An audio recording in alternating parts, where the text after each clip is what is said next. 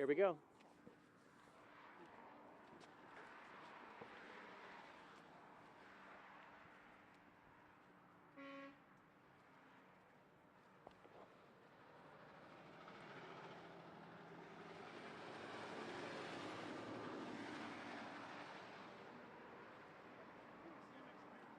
Sloan Spalding.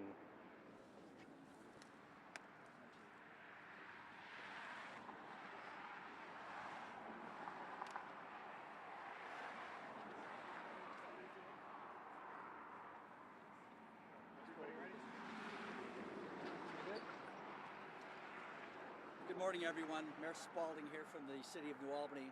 I want to begin by expressing my deepest sympathies to the victims and their families affected by last night's tragic event at KDC 1. Our community is heartbroken, and our hearts go out to everyone that's been impacted. We are doing everything we can to support those involved, and we are so very grateful to the swift response of our law enforcement officials, partner agencies, responders, and the incredible team at Mount Carmel Trauma who helped many of the victims. We want to reassure our residents that we have multiple agencies working right now to apprehend the suspect. The safety and well-being of our community are our top priority, and we will continue to work closely with all agencies involved to ensure this situation is resolved as safely and quickly as possible. Now let me just say a thing or two about society today. You know, each and every day, each and every one of us leave our house, the safety and comfort of our home, and lend ourselves to the kindness of strangers. We live in a world that is dangerous, but we all hope that we can be treated with kindness and grace. We enter each day vulnerable and hoping for the best in others. And tragically, we don't always encounter others willing to meet our needs and expectations. We may never know the reason that drove this individual to undertake these horrible acts, but regrettably, this pattern is too common in our country, and we must do better. We must do more to support each other, to lend a hand to a friend or a colleague or a coworker who's clearly in need. But even then, we live in a country based on the rule of law, where we agree to a set of social norms in support of the greater good. And when individuals take matters into their own hands and disregard the law in our society, we must hold them accountable, and we will do so here. And with that, let me introduce Chief Greg Jones from the Albany Police Department. To give you a little bit of background, the incident occurred about 10:30 last night. We received a call of a shooter. KDC is a light manufacturing facility, but it's a very large building. Upon arrival, first off, our officers were able to get here very quickly, and we are fortunate to have great law enforcement partners from Franklin and Lincoln County who responded as well, along with the fire department. Once we made entry into the building, again, it was a large building. We eventually found 6 victims. 5 of them were transported to the hospital. I can't release their condition at this point. The 6th victim was deceased in the building. The suspect, we had learned, had left the building or left the area before our arrival, or left the immediate area before our arrival. We quickly evacuated approximately 150 other employees to a neighboring building. And then again, with all of our local partners, not only other cities and counties, but our state partners and federal authorities immediately began to try to track the suspect down. We are doing so as we speak, and it's we hope to have news for you soon. Again, this is a tragedy that to be honest with you, I never thought we'd see in our community, and unfortunately, it's hit home. So we just want our community to know, and just the community as a whole, that we're doing everything we can to bring this individual into custody, and also to ensure the safety of our citizens and the people that work in the community. Chief, I know it's early. What are you able to say in terms of a motive here? Obviously, this is highly unusual in New Albany. A lot of concern about something like this happening. What do we know about what led this to occur? Yeah, that's we don't have a motive at this point. From everybody we interviewed, which was quite a few people, obviously, with a facility this size, there's no reports of any type of confrontation or any type of dispute that would have brought this about. You said it was a targeted attack overnight. What leads you to believe that? Because it was at his place of work. So everybody all the victims, all the people that were injured or the person that is deceased worked in the facility. And I heard you correctly that the suspect did work here. Is that what you just said? Yes.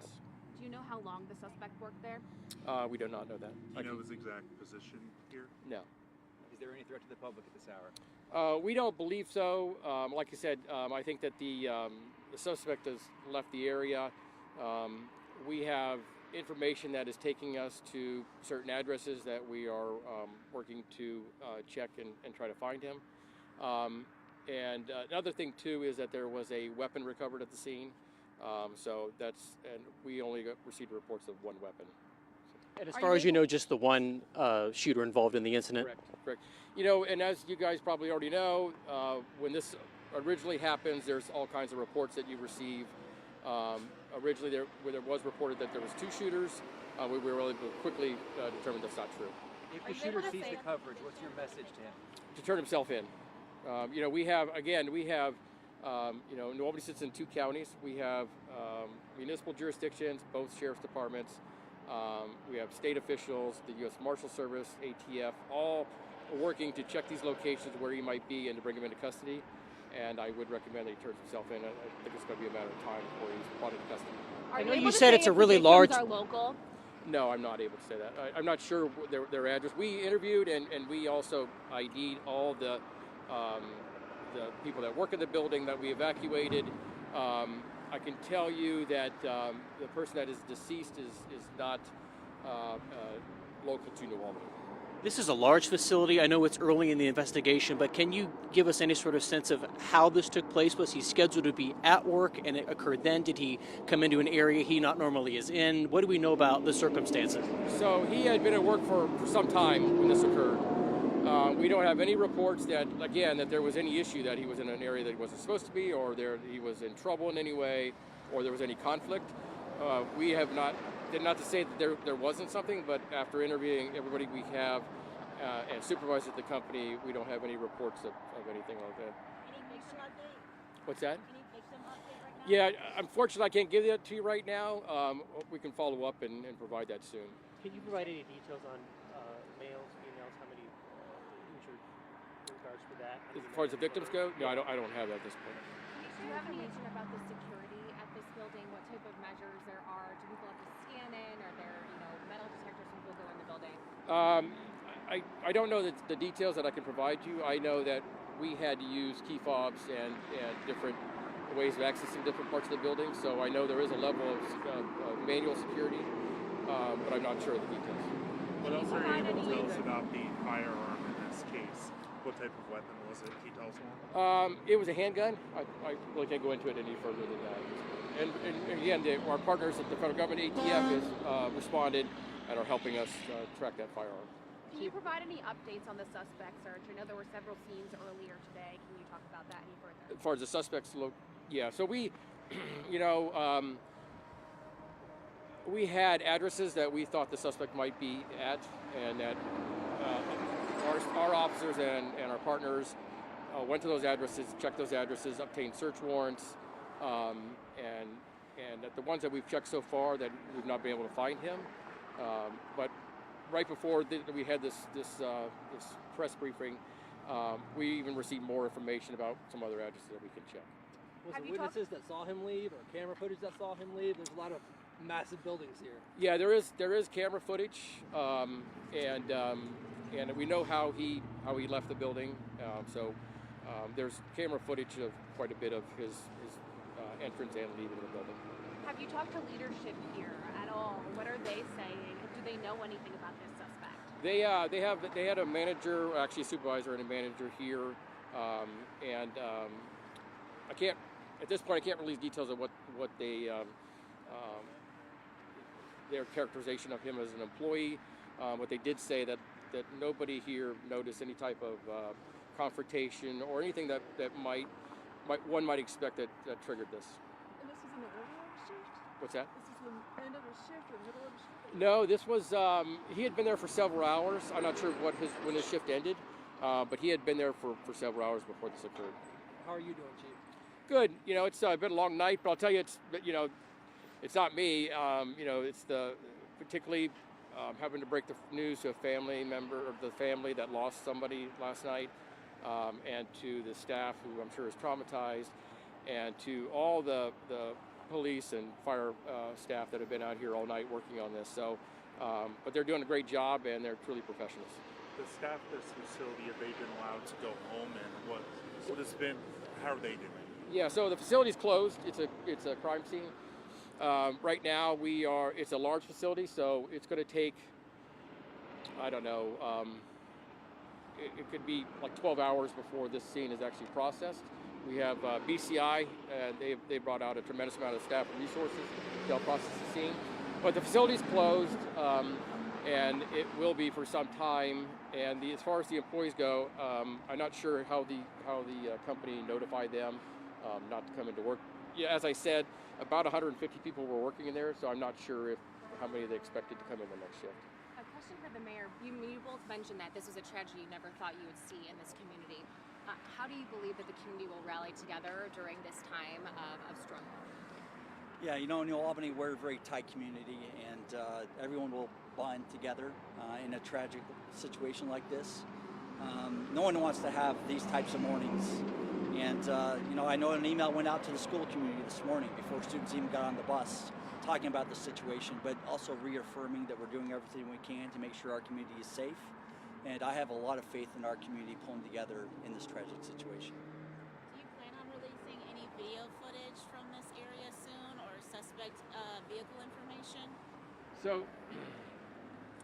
the suspect didn't drive, so and I really can't tell you his mode of transportation at this point. I can't release that yet, but there was not a suspect vehicle that we were looking for at the time.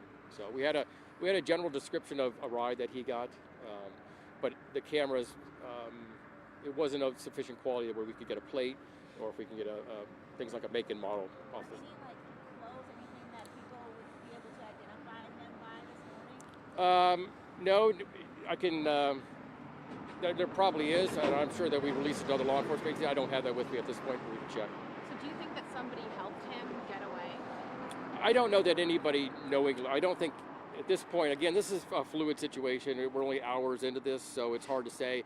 A lot of this information, as you know, can change, but we don't have any reason to believe that anybody was an accomplice by helping him get here or escape.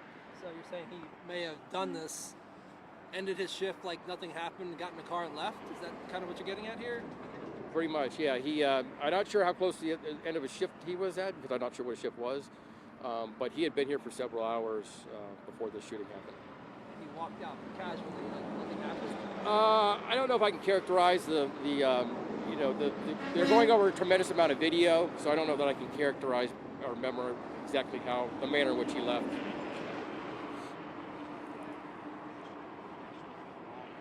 I'm sorry? You talked about the communication and coordination with other law enforcement to kind of get the word out, try to get on top of this once it happens. Yeah, so before we were able to obtain a warrant for his arrest, we issued a cop alert through Leeds, which every law enforcement agency in the state of Ohio has access to, basically indicating that we were looking for this individual, information about him, and if you see him, obviously bring him into custody.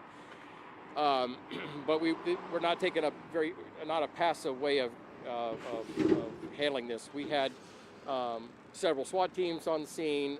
We had, again, agencies from all level of government, and they quickly deployed to addresses to try to locate this gentleman. As far as the other thing too is that, it was amazing on the number of agencies that responded.